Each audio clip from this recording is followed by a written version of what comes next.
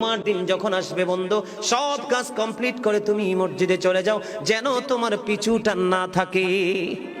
বলে কেন? আমাদের দোষের কিন্তু বন্ধু শেষ নাই। জুমার দিনে মুসল্লিরা যায় সবার পরে এবং বের হয়, ইমাম সাহেব যখন ডানে বামে সালাম ফেরায়, মনে হয় যেন বন্ধু বিশ্বযুদ্ধ শুরু হয়ে গেছে, কার আগে কে রে বার হয়ে যাবে। অথচ আমার নবীর আদর্শ নিয়ে আমি আজকে ওয়াজ করছি বন্ধু।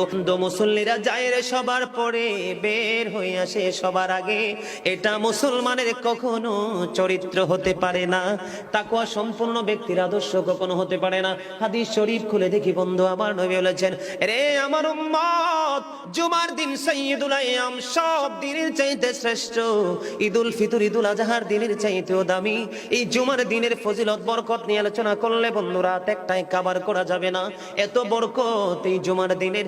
আমার নবী বলেছে, উম্মতের দল, জুমার দিনে কেউ যদি সবার আগে মসজিদে যায় আর সবার পর